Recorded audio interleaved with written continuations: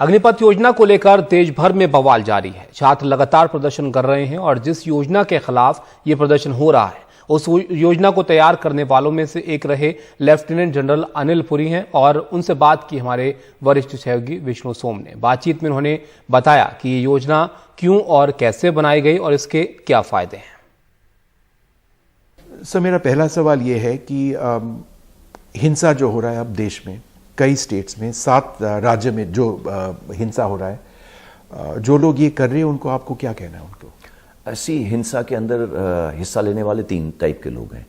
एक वो लोग हैं जिनको इनमिकल एलिमेंट्स बढ़ावा दे रहे हैं। नंबर 2 वो लोग हैं जिन्होंने ट्रेनिंग इंस्टीट्यूशंस चला रखी हैं। दिल्ली के अंदर जो ट्रेनिंग इंस्टीट्यूशंस हैं वो आईएएस एकेडमीज के लिए हैं, ये भर्ती के लिए कोई ट्रेनिंग इंस्टीट्यूशन नहीं है। बट रूरल इंडिया जहां हमारी ज़्यादा से ज़्यादा इंटेक है और इन्होंने उनको कुछ प्रॉमिसेस करे हैं।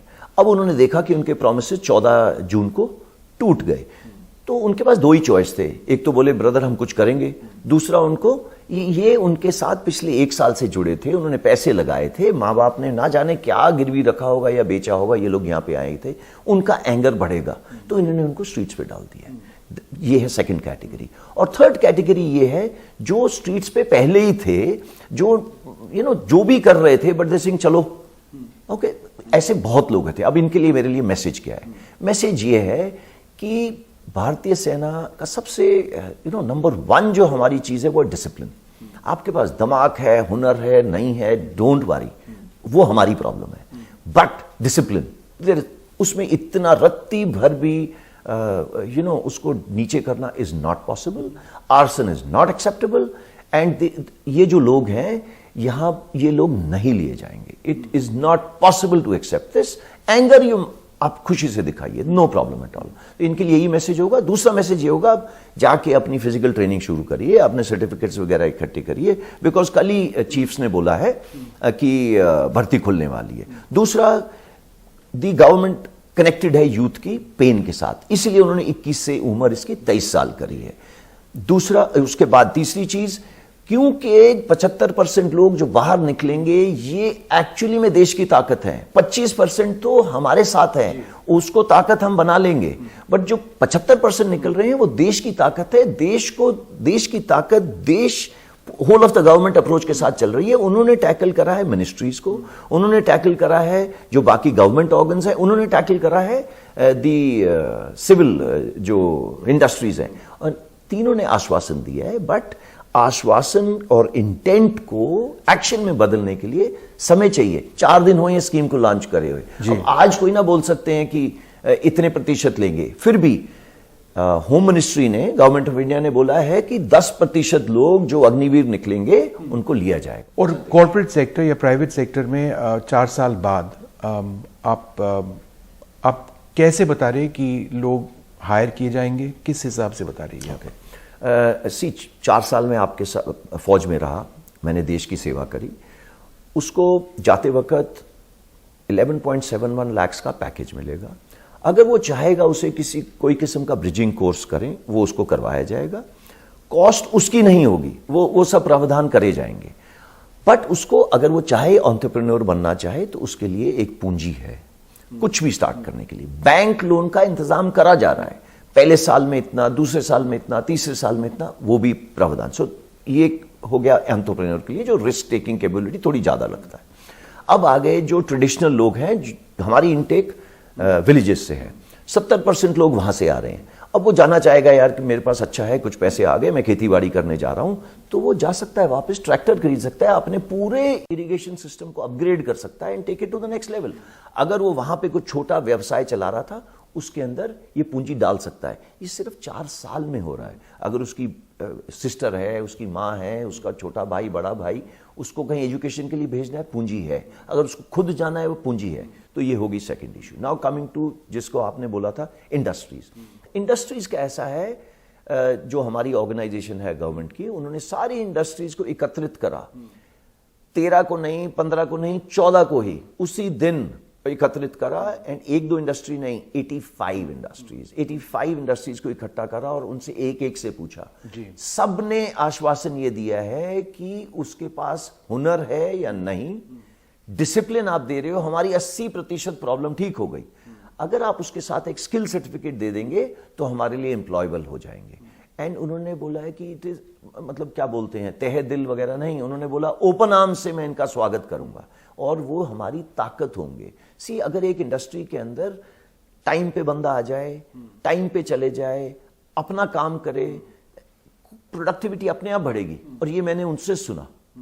सो ये है इंडस्ट्री वालों का। तो इस तरीके से ये लोग सब जाएंगे। सर, और एक अंतिम सवाल, ये क्यों किया जा रहा है? जो मतलब कुछ सेविंग्स होगा इसके, इस स्कीम से, जिससे हम कैपिटल बजट में इस्तेमाल कर पाएंगे? इसका उद्देश्य क्या है इस स्कीम का? इस स्कीम का उद्देश्य सेल्फिश है।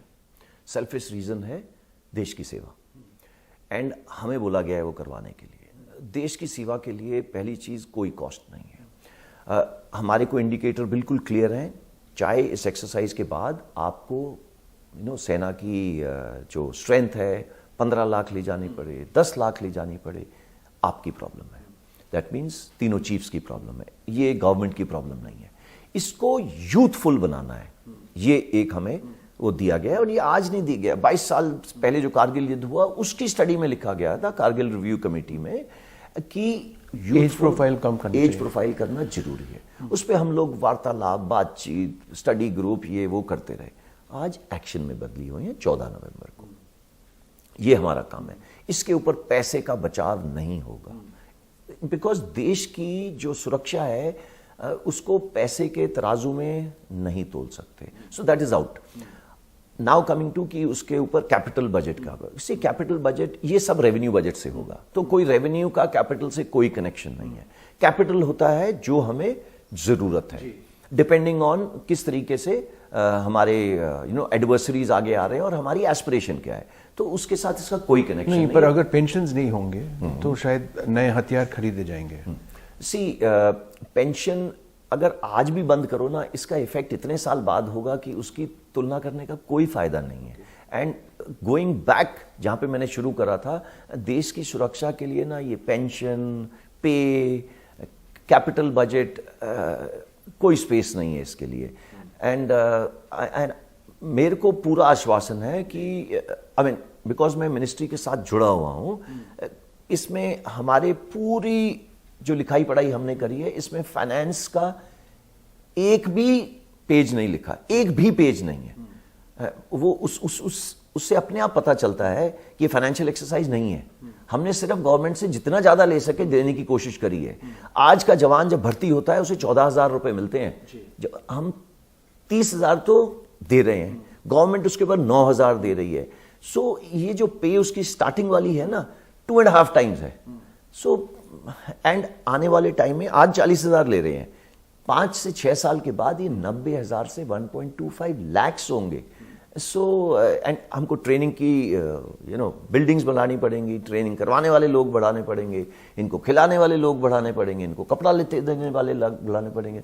तो कॉस्ट का तो ये सिर्फ ऐसे करके बढ़ेगी। तो मेरा अंतिम सवाल ये है, 4 साल बाद एम्प्लॉयमेंट का कोई दिक्कत नहीं होगा इन लोगों को? कोई दिक्कत नहीं होगा without a doubt. Okay, because इनको अपने ऊपर कॉन्फिडेंस होना चाहिए, इनकी स्किलिंग हो रही है, डिसिप्लिन उसमें से सबसे बड़ी स्किल इनको मिलेगी। ओके, ये पैकेज के बाद आई एम क्लियर, अगर मैं खुदा ना खास्ता कोई इंडस्ट्रियल होता तो मैं बोल देता बाकी घर जाओ, आप आ जाओ, स्किल और नो स्किल डोंट वरी, मैं तुम्हें स्किल कर दूंगा। Okay, all right general, thank you so much. Thank you, thanks. Thank you.